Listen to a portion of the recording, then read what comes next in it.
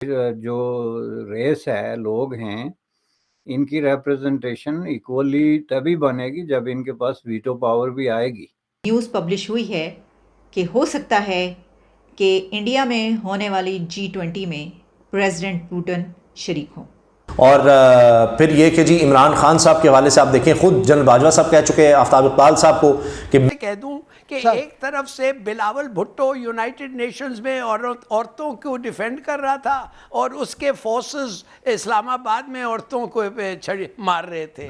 नमस्कार दोस्तों, भारत के लिए फ्रांस सिक्योरिटी काउंसिल का मेंबर बनाना चाहता है। साथ ही इटली भी भारत का समर्थन कर रहा है, लेकिन पाकिस्तान और चाइना भारत का समर्थन नहीं कर रहे, जिस पर कुछ समझदार पाकिस्तानियों का कहना है कि यदि पाकिस्तान भारत की तरक्की देख देख करके ऐसे ही आंसू बहाता रहा तो पाकिस्तान की एक दिन नजरें भी खो सकती हैं।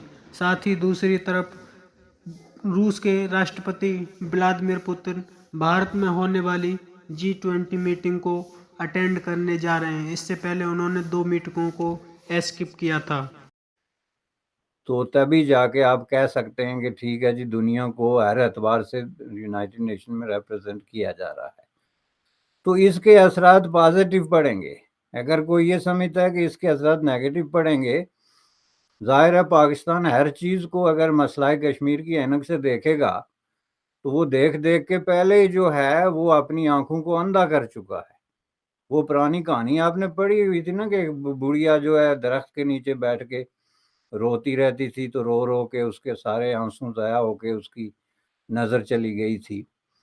तो वो आप इतना रोएं कि आपको अपना मकसद ही सामने नज़र ना आए, कि आपको भूल ही गया कि कश्मीर का नक्शा कहाँ है या इसकी जनाब शक्लो सूरत क्या है, लेकिन इस पे फड्डा हमने आखिर तक जारी रखना है। तो वो जो जुल्फ़िकार अली भुट्टो साहब वाली बात हो गई कि हम 1000 साल तक लड़ेंगे, घास खा लेंगे, फलां कर लेंगे, तो लेकिन दुनिया में अपनी लीडरशिप कायम करेंगे, वो एकड़ी तो ख़त्म हो गई।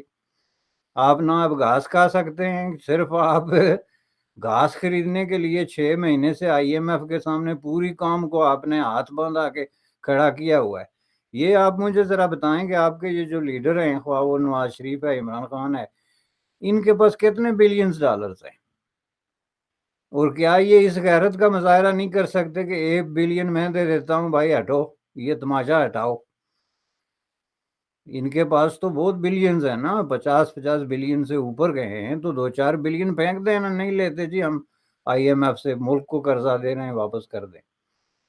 तो जिस कौम का ये हालत हो जाए कि वो अपनी इज्जत और बेइज्जती जो है उसको भी फील ना कर सके कि हमने ये तमाशा क्या लगाया हुआ है, और जब बात इंडिया की आए तो एकदम जो है तीरों तफंग लेके, तलवार लेके, तो घोड़े पे चढ़ने की ख्वाहिश भी साथ में उभर जाए, तो ये फिर एक प्रॉब्लम है। तो इसलिए मैं कहता हूँ कि पाकिस्तान की इज्जत इसी में है कि वो इसको सपोर्ट करे, और वैसे इस तरह के माजी में पाकिस्तान ने 1-2 दफ़ा किया भी है कि जब जो लेकिन वो तो नॉन परमानेंट है ना, और वो मेरे ख्याल है म्यूचुअली होता है कि अगर हम नॉन परमानेंट के तौर पे यूएन सिक्योरिटी काउंसिल के आएंगे, आप भी नॉन परमानेंट है तो दूसरे को सपोर्ट करेंगे रादर के वो करेंगे, वो तो। लेकिन ये तो परमानेंट है ना, तो पाकिस्तान तो ऑब्जेक्शन रेज करेगा इस पे। बल्कि आज तो आपको पता है वो सीओ की चीफ जस्टिस पाकिस्तान भी उस पर नहीं गए, तो टेम्परेचर तो इतना अच्छा नहीं है। और वैसे भी डॉक्टर ब्रिसव, आपको नहीं लगता कि पाकिस्तान करे ना करे, इंडिया तो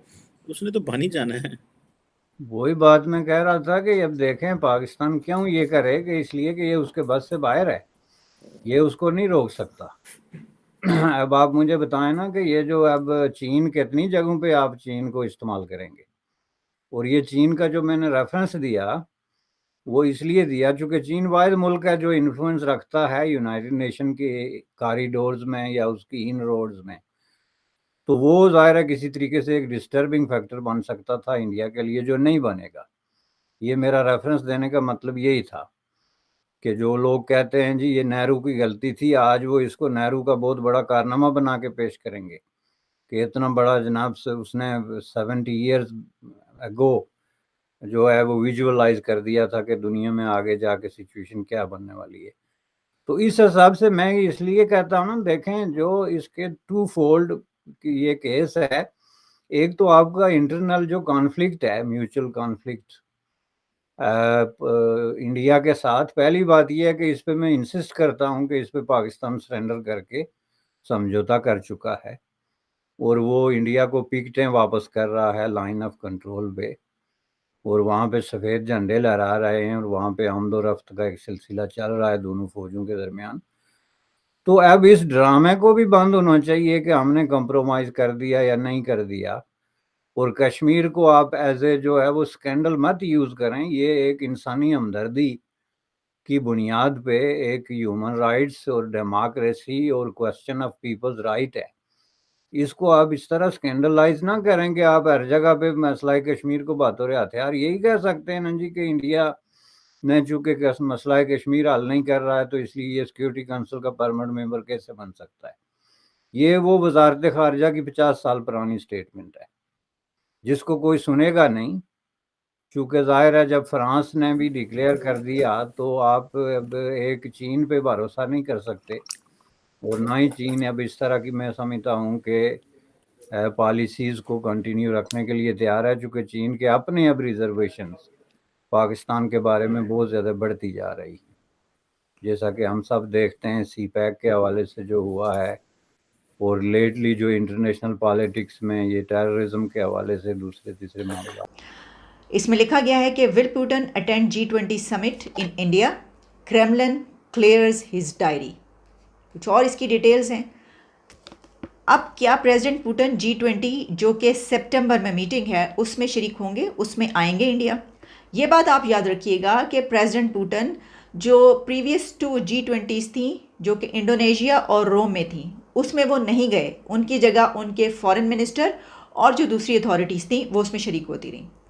लेकिन इंडिया में क्या प्रेसिडेंट पुतिन आ सकते हैं और उनके आने से क्या इम्पैक्ट पड़ेगा और इसके क्या एंगल्स हैं? देखिए, एक बात तो आप ये याद रखिए कि अगर ये कहा जा रहा है कि जो क्रेमलिन है, इसकी जो डिटेल्स हैं वो ये हैं कि क्रेमलिन कहा जाता है प्रेसिडेंट पुतिन के ऑफिस को, उस जगह को, उस बिल्डिंग को, उनके ऑफिस को, उसमें जो भी काम किया जाता है, जो भी स्टाफ है, उसको क्रेमलिन बोला जाता है। तो क्रेमलिन जो है वो ये कोशिश कर रहा है कि उनकी जो डायरी है उसमें शेड्यूल ऐसा बनाया जा सके, ऐसी स्पेस क्रिएट की जा सके कि जिस पर वो जा सके सितंबर में। अगर ऐसा हो जाता है तो वो अटेंड कर लेंगे। अच्छा, वो क्यों ये अटेंड करेंगे? पिछली 2 क्यों नहीं गए और इतना ज़्यादा इम्पैक्ट क्यों पड़ेगा? इसकी वजह ये है कि G20 की जो अभी फॉरेन मिनिस्टर्स की समिट थी उसमें ये कहा गया कि रशिया यूक्रेन वॉर ने डोमिनेट किया।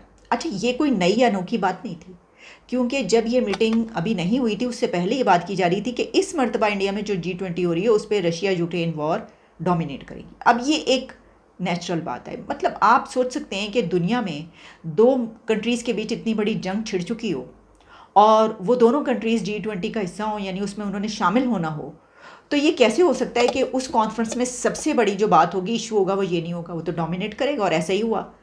तो अब अगर प्रेसिडेंट पुतिन ये तैयारी कर लेते हैं और ये कहा जाता है, ये पता चलता है कि हाँ वो आ रहे हैं, तो क्या ये जो इशू है ये मज़ीद क्लैश आगे बढ़ेगा? क्योंकि हमने ये भी देखा कि ब्लिंकन और लारोव के बीच जो मीटिंग और जो बातचीत का सिलसिला रहा वो कहाँ तक रहा, यानी एक दूसरे के ऊपर काफ़ी बातें भी लगाई गई, बहुत कुछ ऐसा कहा गया।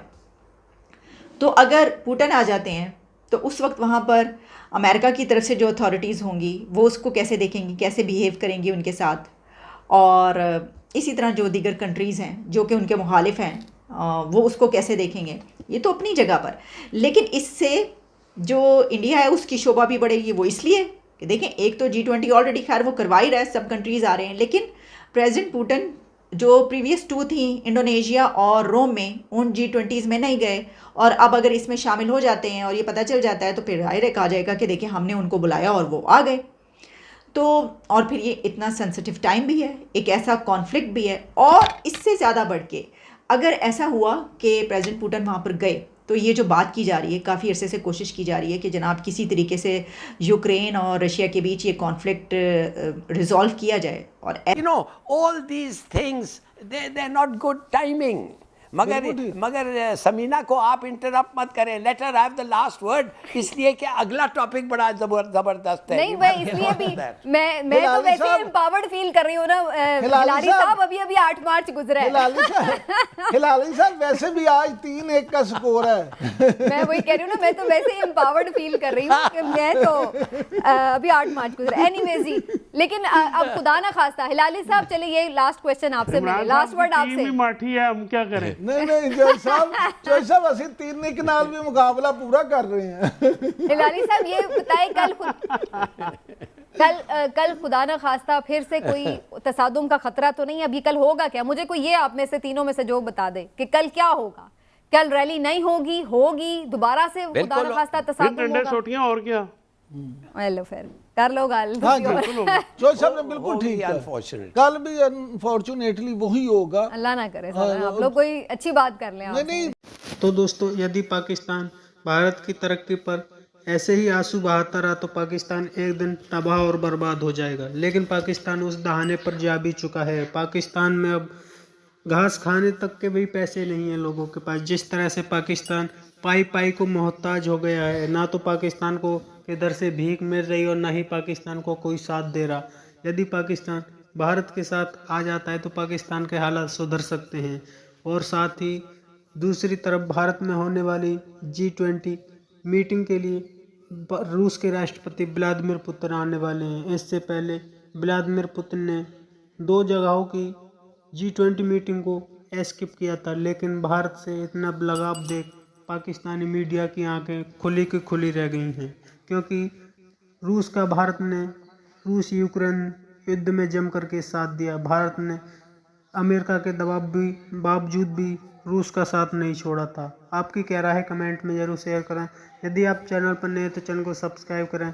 वीडियो पसंद आए तो लाइक करें, कमेंट करें और शेयर करें। जय हिंद, वंदे मातरम।